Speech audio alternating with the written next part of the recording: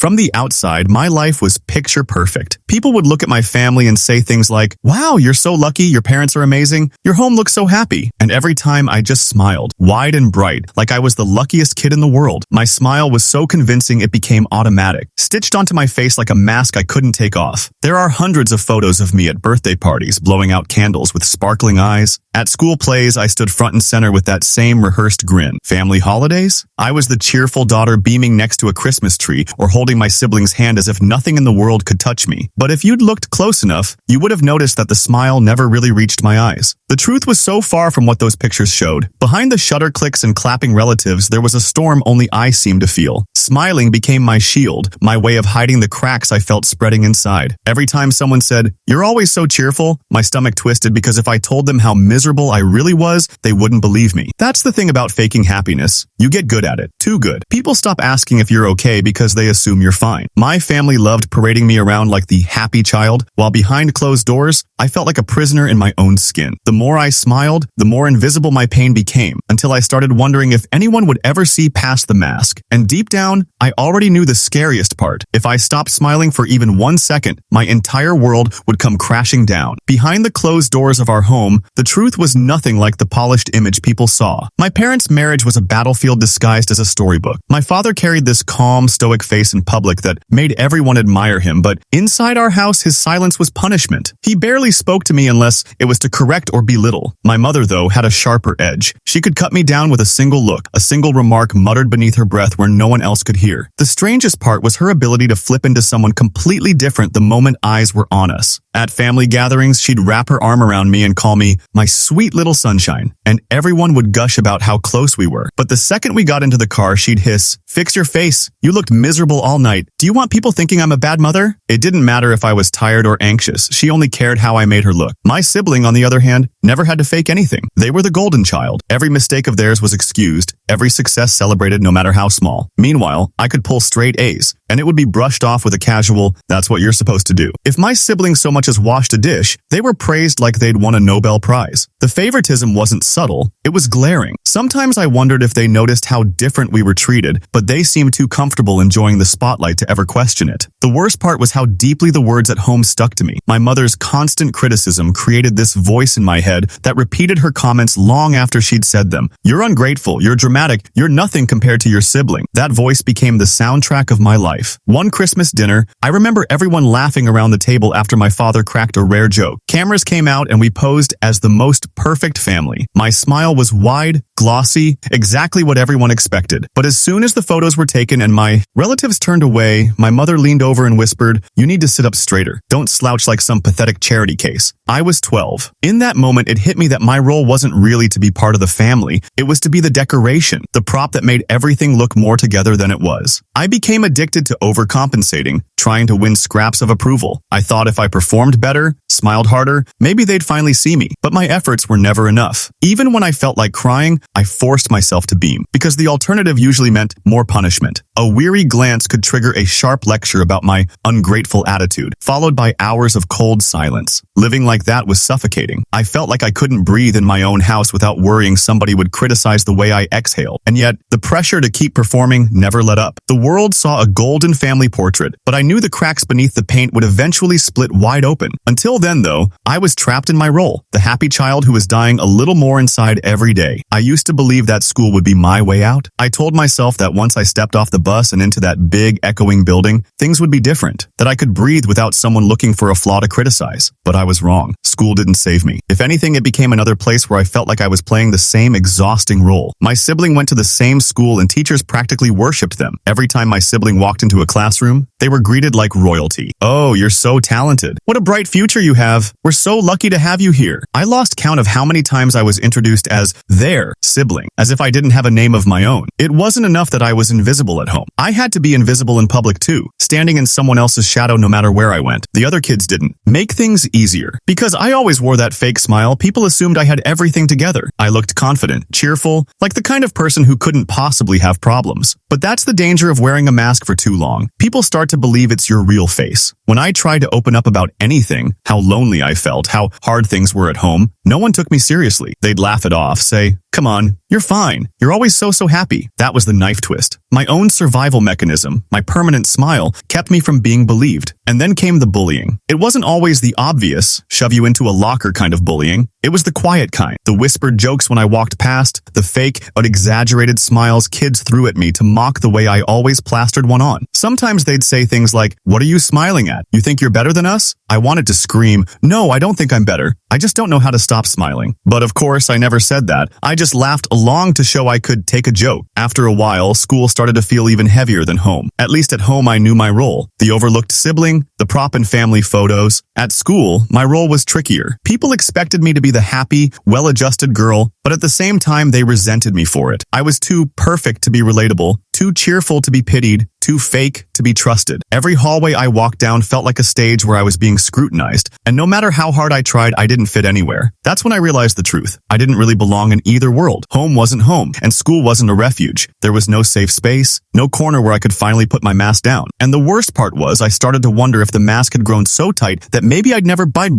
able to take it off. The breaking point came on a day that was supposed to be mine. For once, I had worked myself to the bone for something that wasn't my sibling's shadow. It was an academic award, certainly not glamorous to most kids, but to me, it was proof that I could finally stand out for more than just being the other child. I stayed up late for weeks, going over essays, double-checking every detail, hoping that maybe, just maybe, this time my parents would look at me and finally see effort instead of flaws. When the day of the ceremony came, I dressed carefully. My hands trembled as I pinned my hair back, the way my mother always said I never did properly. I sat in the auditorium, heart hammering, because I knew they'd be in the audience, my parents, my sibling, all watching. As my name was called and I walked onto that stage, I felt the tiniest flicker of something unfamiliar. Pride. I smiled, not the rehearsed grin, but a small, trembling smile that almost felt real. The applause sounded like thunder in my ears, but then, like smoke creeping through cracks, I heard it. The unmistakable sound of my mother's whisper, loud enough for the people in the row to hear, "Don't trip, clumsy." Laughter followed, sharp and stinging. My sibling leaned into her and said something I couldn't catch, but they both chuckled. My father gave a little shake of his head, as if even my achievement was embarrassing. There I was, holding a certificate in my hand, a symbol of weeks of gut-wrenching hard work, and instead of pride, I saw smirks. The ridicule was louder in my head than the applause filling the room. My carefully built mask cracked right there under the spotlight. My smile faltered, and the room suddenly felt suffocating. People clapped, cheered, even congratulated me after, but none of it stuck. All I heard was that laughter, that mocking whisper, that silent agreement that I'd never be good enough. Later that night at the dinner table, my achievement was brushed off completely. My sibling dominated the conversation with stories of their latest sports performance, and my parents clung to every word as if they were listening to royalty. When I tried to mention the award again, my mother rolled her eyes. "Don't be so desperate for attention," she said. "You smiled too big on stage. It looked fake." The irony of that nearly choked me. Fake? That smile was the closest thing to real I had managed in years, and she still ripped it apart. That was when it hit me. The mask wasn't protecting me anymore. My smile, so carefully constructed, so tirelessly practiced, had become meaningless in their eyes. They didn't believe it, they didn't appreciate it, and they certainly didn't love me for it. It was just another excuse to tear me down. That night, I went to my room, closed the door, and for the first time in years, I didn't smile. Not once. I curled into myself and let the tears come. Not the quiet kind I used to stifle, but the heavy, body-shaking sobs nobody ever saw. My face felt foreign without the grin, like I didn't know who I was anymore. Something in me broke that evening. I realized I couldn't keep living like this. Constantly bending, constantly pretending, my mask had shattered under the weight of their pool. It happened by accident, the way most life-shattering discoveries do. I wasn't looking for answers. I was just trying to escape. After the ceremony fiasco, I started spending hours in the attic pretending to be cleaning whenever my parents asked where I was. Really, I just needed silence, a place where no one expected me to smile. One afternoon, while rummaging through old boxes of photo albums, I stumbled on a thin folder tucked underneath a stack of family scrapbooks. At first, I thought it was more paperwork, my dad's old tax files or something boring like that. But the moment I opened it, my stomach dropped. Inside were hospital papers, birth records, only they weren't what I expected. My brother's records were neat, carefully labeled, with every vaccination, every milestone recorded. Mine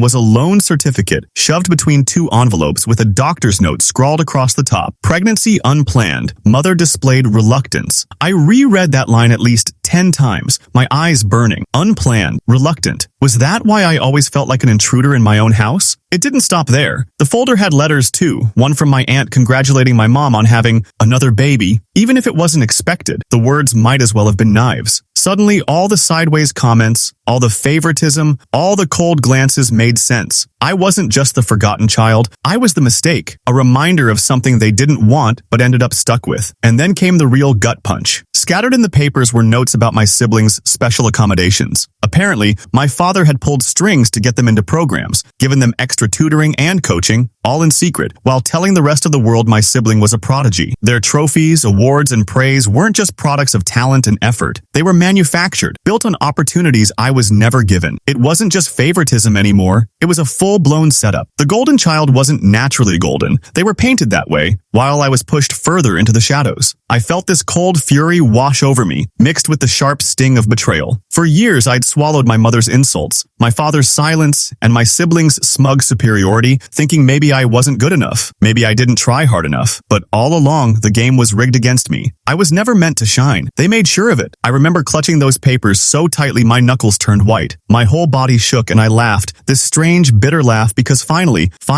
my misery had an explanation. I wasn't imagining things. I wasn't acting. The cruelty had been deliberate, written into my story before I even took my first breath. But knowing the truth didn't bring relief. It brought rage, a heavy, fiery rage that settled in my chest like molten rock. How dare they smile at me for family photos when I was only ever their burden? How dare they demand I beam with happiness while making me feel like a permanent mistake? My smile had never mattered. My achievements had never mattered. Because to them, I wasn't supposed to exist. That night, I couldn't look at my family the same way. Every word, every action replayed in my head with new clarity. I saw the way my mother's eyes hardened when they landed on me. The way my father avoided pride when speaking about me. The way my sibling basked in their spotlight. I finally understood why I was the outsider. And for the first time, the weight of their secret didn't crush me. It set me on fire. If my whole life had been scripted for me to be invisible, then maybe it was time I rewrote the script. The morning after discovering the truth, I looked at myself in the mirror and barely recognized the person staring back. For years, I'd trained my cheeks to lift and my lips to curve at all the right moments, but now the thought of plastering that fake grin made me feel sick. I pressed my lips together, studying my face without its usual mask. I looked tired, hollow, but also real. That was the first time I thought, maybe I don't owe anyone a smile. Of course, resisting years of conditioning wasn't easy. The first test came almost immediately. My mom wanted family pictures for some holiday card. "Smile, sweetheart," she ordered as the photographer adjusted his camera. Normally, I would have obeyed out of habit, out of fear, but something inside me snapped. I just stared blankly at the lens. When my mom hissed under her breath, "Don't ruin this for us," I whisked. Pared back, "It's already ruined." Her face went pale, and for once I felt like I had power. My heart pounded so hard I thought it might rattle out of my chest, but I held my ground. At school, things started shifting too. Whenever classmates teased me with those exaggerated grins, I didn't laugh along anymore. Instead, I told them the truth. "You think I'm smiling because my life's great? Try living a lie every single day and see how funny it feels." The first time I said it, silence filled the hallway. They didn't know what to say. It was awkward, raw, but it was also the most honest thing I'd ever admitted out loud. Some kids rolled their eyes and walked away, but one girl actually stopped me after class and said, "I didn't know you were going through that." For the first time, someone saw past the mask. At home, the confrontations became a daily reality. My mom told me I looked ungrateful when I refused to smile for guests. "Why should I put on an act for people who don't even know us?" I shot back. My father scolded me for having an attitude, to which I finally replied, "No, I'm just done pretending." Even my sibling, who thrived on being the golden child, sneered at me, saying I was being dramatic. But instead of shutting up like before, I asked, "Or are you scared people might finally see what you really are without all the help you've been getting?" Their shocked silence was almost satisfying. Still, this newfound rebellion wasn't neat or easy. Sometimes old habits clung stubbornly to me. There were moments when I felt myself slipping. The old reflex to grin through the pain kicked in whenever voices got loud or tension filled the air. I'd catch myself smiling through tears, cheeks aching from the effort, and then I'd stop, ashamed of how automatic it still was. But I reminded myself, breaking free from years of control doesn't happen overnight. Every time I caught myself, I adjusted, even if it felt clumsy. What surprised me most was how liberating rebellion felt. The first time I refused to pose for another staged family fought. Oh, I thought I'd be punished severely. Instead, There was a stunned silence, a moment where nobody knew how to handle me. Their shocked faces gave me a small thrill. For once, I wasn't predictable. For once, I wasn't the puppet dancing for their approval. Even though I was terrified of what might happen next, I felt more alive than I ever had faking joy. And at school, when I opened up piece by piece, I started finding cracks in people too. A teacher who once compared me to my sibling quietly admitted she understood sibling rivalry because she'd lived it herself. A classmate who always mocked me confessed she wore smiles at home to hide her parents fighting. Slowly, like puzzle pieces falling into place, I realized I wasn't as alone as I thought. My vulnerability, something I always saw as weakness, was slowly becoming my strength. The process was messy, terrifying, and often painful, but there was no denying it. I was fighting back, not with fists or screaming matches, but with truth, with silence when I didn't want to smile, with words when I needed to be heard. My whole life had been scripted by others, but now, shaky and imperfect as it was, I was finally picking up the pen. For a short while, it felt like things were changing. I was shaky, still learning how to live without the mask, but at least I was standing taller. My refusals to play along left cracks in the perfect picture my family liked to sell to the world, and I almost started believing that maybe they'd finally back off. But I should have known better. My family didn't forgive rebellion, they punished it. It started with my sibling. After years of smugness, they suddenly softened toward me.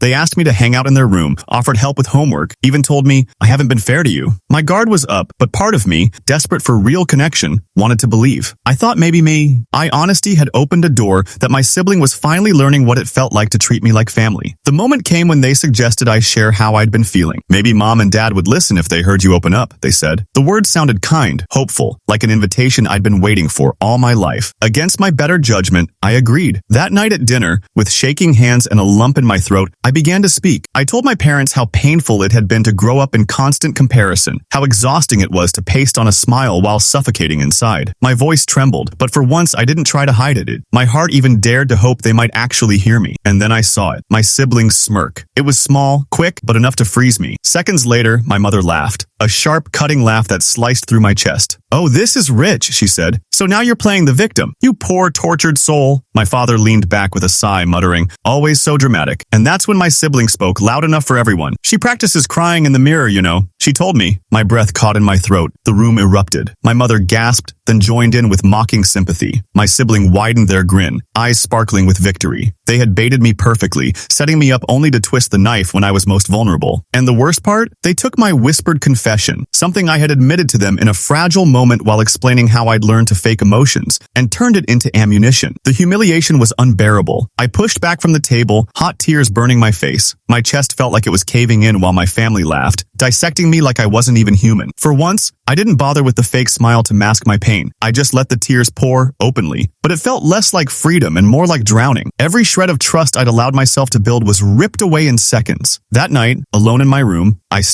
read at the ceiling in complete despair. A part of me wanted to give up entirely. I had bared my soul, and in return, my family fed on it like vultures. Maybe they'd never see me as anything but a nuisance, a mistake who existed only for their amusement. It felt like my fight had been for nothing, like the small fire I'd been nurturing inside had been smothered for good. But in that silence, I realized something. My mistake wasn't fighting back. My mistake was expecting them to change. They would never offer love, never offer understanding, never allow me a place in their picture-perfect lie. And maybe I couldn't fix that. But what I could fix was where I put my energy. I had been fighting for scraps from people who would never feed me. Maybe it was time to stop begging for their table altogether and build my own. The betrayal shattered me, yes. But hidden in the shards was a truth too sharp to ignore. I didn't need to be part of their stage anymore. I could walk off it altogether. Breaking free didn't happen in some quiet whisper. It happened in a moment so sharp and unforgettable that I still feel it in my chest like a scar. After the dinner table betrayal, things between us became unbearable. My mom's criticisms grew harsher, my dad's silence colder, and my sibling gloated like they'd finally won some game no one else had been playing. Every corner of the house pressed down on me, a constant reminder that I'd never be more than their scapegoat. For weeks, I carried the weight of that last humiliation, suffocating under it, until one morning I woke up and realized I couldn't breathe in that house anymore. The decisive moment came when my mom decided to parade us at yet another family gathering. It was supposed to be a celebratory dinner for my sibling's latest award. I was told to look supportive, stay cheerful, don't ruin this. I sat at the long dining table, relatives buzzing with admiration for my sibling, complimenting my parents on their perfect family. The words made bile rise in my throat. When the cameras came out, I was shoved into place beside my sibling, ordered to smile like always. The familiar command rang out, "Come on, give us that big smile. We want to see how proud you are." But this time, I couldn't do it all. My cheeks wouldn't move, my lips wouldn't curve. Instead, I muttered, loud enough for the entire room, "I'm done pretending." The chatter stopped. For the first time in my life, I had the complete attention of every single person in that room. The silence was terrifying, but it was also liberating. I told them everything, about the favoritism, about the cruelty behind closed doors, about how exhausting it was to be the family prop. My voice shook, but I didn't care. My eyes stung with tears, but I didn't hide them. For once, I wasn't faking anything. My parents tried to cut me off, snapping that I was being ungrateful, overdramatic, selfish. But for every dismissal, I raised my voice louder. "This family isn't perfect. It's a lie," I said. My sibling rolled their eyes, but I could see the flush of anger on their face when I exposed how their achievements were propped up by secret coaching and favoritism. The room went tense, relatives exchanging uneasy glances, staring at my parents who suddenly weren't so flawless under the light. And then came the pivotal choice. I walked out. I stood up from that table, wiped my tears in full view of everyone, and for the first time, I didn't force them into a smile. My steps were shaky, my whole body trembling, but with every stride toward the door, I felt lighter. No more holiday pictures, no more staged smiles for cards, shows, no more fake performance of the happy child. I left. It was that simple and that impossible. That night, I didn't go back. I stayed with a friend who, unlike my own family, listened to me cry without mocking me, who didn't demand I smile to make them comfortable. It was rocky. It was messy. It was terrifying, but it was real. And when we laughed over something stupid at midnight, ugly, tear-streaked laughter, I realized how long it had been since I'd allowed myself to feel joy that wasn't manufactured. Walking away wasn't just leaving my family's house. It was leaving their version of me behind. I wasn't their decoration anymore. I wasn't their mistake. I wasn't their puppet. I was just me, broken, but honest, fragile, but free. And for the first time in my life, the smile that spread across my face was completely, beautifully real. Redemption didn't come in a glorious wave. It trickled in slowly, like water seeping through cracks after a long drought. At first, it was awkward. I didn't know how to live without the mask. My face felt naked, exposed. Sometimes I'd catch myself plastering on the old smile out of habit, only to stop mid-curve and wonder what expression actually belonged to me. But even in those messy slips, I felt a strange kind of pride. I was learning how to be me, unfiltered. The biggest change was in the people I started surrounding myself with. Without realizing it, I began to build a chosen family. The friend who let me crash at her place never asked me to be chipper when I wasn't. She just let me exist. Another classmate, the one who once teased me, opened up about her own struggles at home. And through our shared vulnerability, we built something real, something far stronger than the superficial friendships I'd faked before. For the first time, I had people who liked me for my raw honesty rather than for the illusion of perfection I used to present. It wasn't all easy. There were nights where I questioned if I'd made a mistake leaving, when the loneliness felt unbearable, and the memories of my family's laughter at my expense replayed like background noise. But then there would be small moments that reminded me of why I left. Like when I laughed so hard with friends that it hurt and realized the sound wasn't forced. Or when someone hugged me while I cried and didn't recoil or shame me, but simply said, "It's okay, I've got you." These moments stitched me back together, thread by imperfect thread. Looking back, I realized my fake smile had once been my armor. It kept people from asking questions, kept everyone convinced I was fine, even as I fell apart inside. It protected me, but it also imprisoned me. Behind that grin, I was always screaming silently, desperate to be seen. Now, living without it, I finally felt visible, not just to others, but to myself. My past didn't disappear. The criticism, the neglect, the betrayal, they remained with me, etched deep like scars. But instead of letting them define me as a victim, I started using them as fuel. Every time I chose honesty over performance, I claimed a piece of myself back. Every time I felt genuine connection instead of hollow validation, I proved that I could rewrite my story. Healing isn't neat. It's messy, jagged, filled with setbacks. But in that mess, I finally found something real. And if I had to choose between polished lies and raw truth, I'll choose truth every single time. Because in truth, there's freedom. And in freedom, there's me. For so many years, I believed that faking happiness was the only way to survive. I thought if I smiled big enough, maybe people would believe I was fine, and maybe, just maybe, I'd start believing it too. But here's the truth. I wish someone had told me earlier. A mask might save you in the short term, but eventually it starts to choke you. Smiles that aren't real become heavy. They dig into your skin until you can't tell where the mask ends and where you begin. I know some of you watching this have been there. You've been the one cracking jokes while dying inside, the one posing in family photos while wishing you could vanish, the one smiling because it's safer than showing pain. I see you, because I was you, and I can tell you, as terrifying as it is to take off the mask, Nothing feels better than letting someone see your real face. The tears, the cracks, the scars, they don't make you weak, they make you human. My journey wasn't about becoming invincible or erasing what was done to me. It was about reclaiming what was real. The laughs I share now aren't staged. The smiles don't feel like weapons turned against me. They're mine, authentic. And that authenticity has given me a kind of strength no fake performance ever could. If my story proves anything, it's that you don't have to keep pretending. You don't have to live your life as someone else's puppet, twisted into shapes just to make everyone around you comfortable. You deserve to be whole, even if your version of whole is messy and complicated. A real smile may take years to find. I know mine did. But when it comes, when it rises naturally from a place of truth instead of fear, you never forget what it feels like. It's warm, it's light, it's freedom on your face. And once you've tasted that freedom, you'll never want to go back.